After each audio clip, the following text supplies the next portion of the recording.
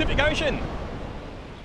And what will be the start of our, well, the second biggest road trip you could possibly do in Australia. A road trip from Sydney to Perth. So our Tesla is up there, next to the Pacific Ocean, right here near Port Macquarie.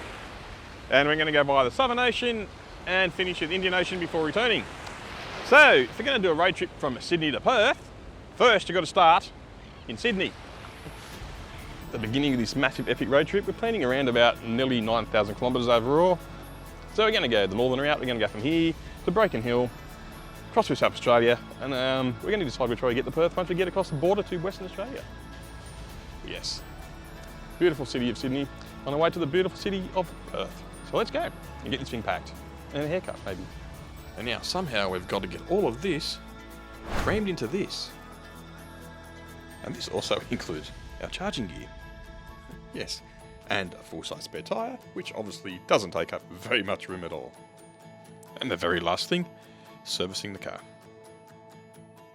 We got an awful lot of crap in the back there. I'm not sure if you can see it or not, but there's a lot. The biggest killer though, the spare tyre. That takes up so much room in the boot, but we do have a Starlink box right in here. We have the fridge, obviously a spare tyre, a 2 kilowatt hour Bluetti battery. That's going to run our charge our laptops, charge the cameras, all this sort of stuff like that. We're now at Anaconda picking up some towels before we go, and it's going to be one hell of a trip. But tonight's stop is only Lithgow. That's all, only like 100 k's away. And thank you for joining us and following too. It should be a very fun, interesting and entertaining trip. Good morning, or otherwise known as the beginning of the day. It's day 2. We've left Lithgow after catching up with family and friends. Nice breakfast, and we had a repack of the car. So yeah, the boot's obviously got the tent in it, a big double queen air mattress, which you probably have to find a way to repack, and 3 weeks worth of clothing and gear you normally take on a 3-week camping trip. That's essentially what we're doing. We're going to be camping, staying in motels occasionally, but most of the time we'll be camping. Because we have no idea how long this is going to take, and that's why we're doing this. It's still a challenge. So, at the moment, we're now heading to Bathurst. Batteries pre-conditioning. For now, we're aiming for Dubbo supercharger. After that, we'll be Nyngan, Cobar, and hopefully Broken Hill, but considering it's 9 o'clock already on this morning, I don't think we're going to get to Broken Hill tonight.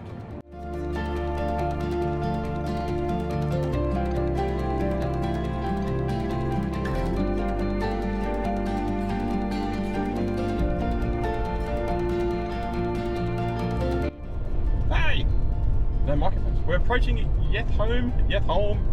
I call it Yeth Mile for some reason, I don't know. The reason I'm talking about it is it's the highest point on our entire trip. We've just left the Pacific Ocean at obviously sea level, because that's where the sea or ocean is. Now we're at Yethholm, which is now 1,170 metres, the highest point in the whole trip, right in the middle of the Great Dividing Range. Yes, it's not in the Blue Mountains, it's here before we get to Bathurst. So from here on in, it's all the way downhill to the Indian Ocean, probably not, but it gets a big flat bit in the middle. So yeah, highest point.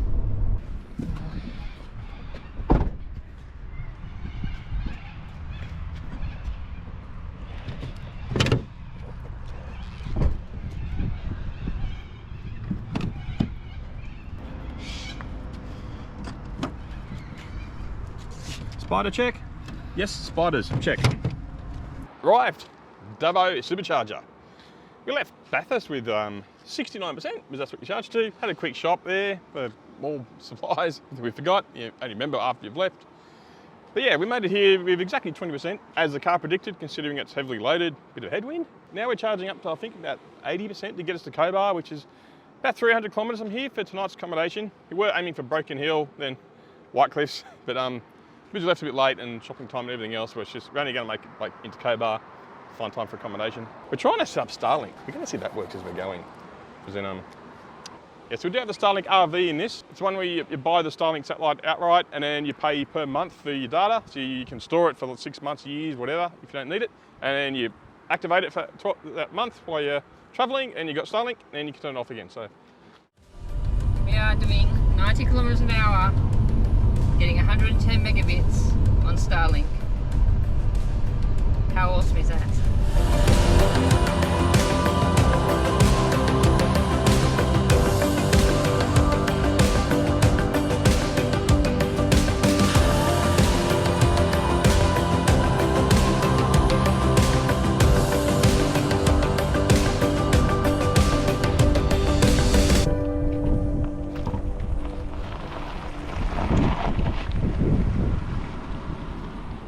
great Outback. Here we are. We've driven an EV all the way to the Outback. Yes, it can be done. Anyway, now on to the big bogan. Okay, fair enough. Yes, well, we sort of don't need to charge here, but we sort of do need to charge here. We don't need to charge here because we've got enough charge from Dubbo to go all the way through to Cobar. But because Cobar has a single DC fast charger and accommodation doesn't have any charging, we're sort of stuck if that one DC fast charger has failed or breaks down or whatever. So we're stopping here at Nyngan where there's 2 NRMA DC fast chargers. Just top up to 100% and check out the town before heading on to Cobar tonight.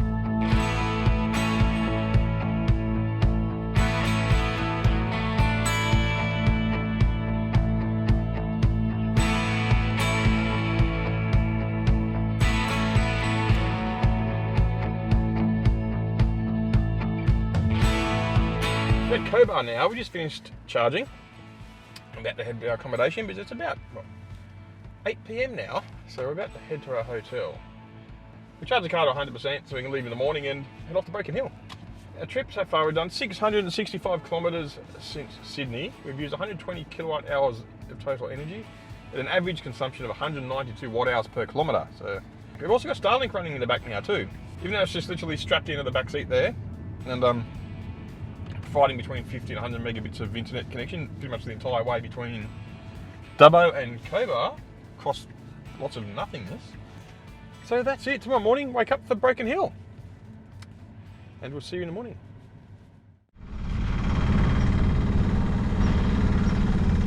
Good morning from Cobar. If Broken Hill is the silver city, then Cobar is the copper city, the home of some massive copper mines and some very noisy trucks.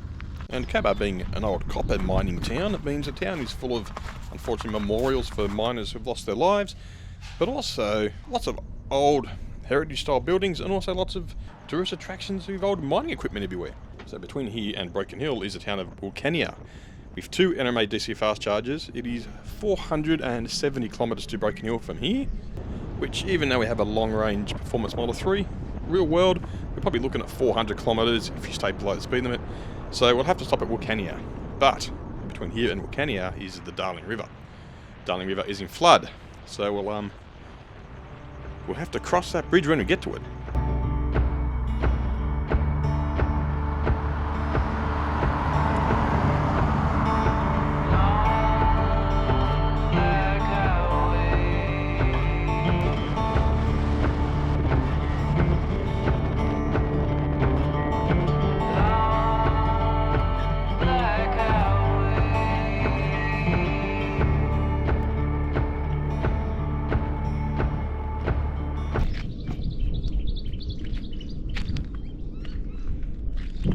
Well, hello, we're here at the Emdale Roadhouse.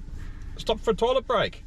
Unfortunately, the toilets are for customer use only, and the place is closed in the lock. So you got to use the toilet back there, and you don't want to use the toilet back there. It is a feral pit toilet, one of the worst I've actually seen or used, unfortunately, for quite a while.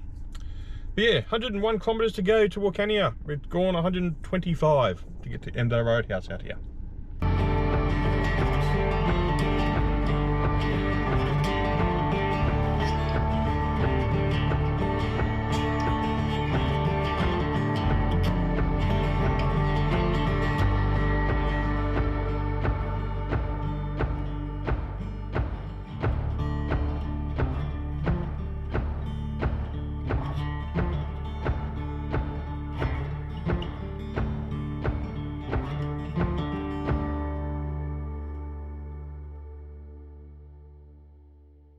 So we finally made it to Wilcannia. We got here with 20% remaining.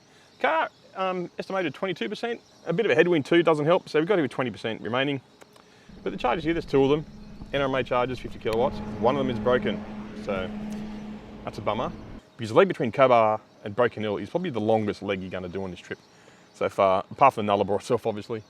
Though the architecture in town is amazing. It's like typical 1800s, very old hospital. All the buildings look amazing, real old, built the old sandstone. The Darling River's in flood, if you haven't noticed.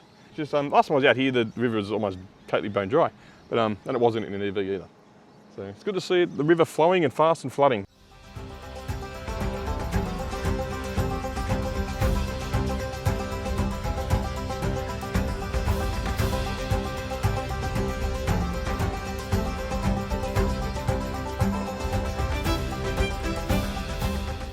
Well, here we are. We made it to Broken Hill. Arrived at 26% after leaving Wilcannia at 80% for pretty much exactly 200 kilometre drive into a 15 kilometre hour headwind. So, not too bad.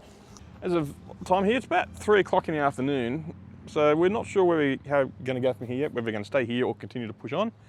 The leg between here and towards Adelaide is another long one as well. So we've only a destination charge in between. So we haven't quite made a decision yet what we're going to do. We're going to go to Silverton first, have a look around and just enjoy the place. And we'll let you know what we decide. So we've made a decision. We're not going to go to Silverton, unfortunately, as much as I'd love to and get some footage out there and highlight the irony of Mad Max and electric vehicle and that sort of crap. But no, we're heading to Jamestown or Jamestown because they have a destination charger there and accommodation.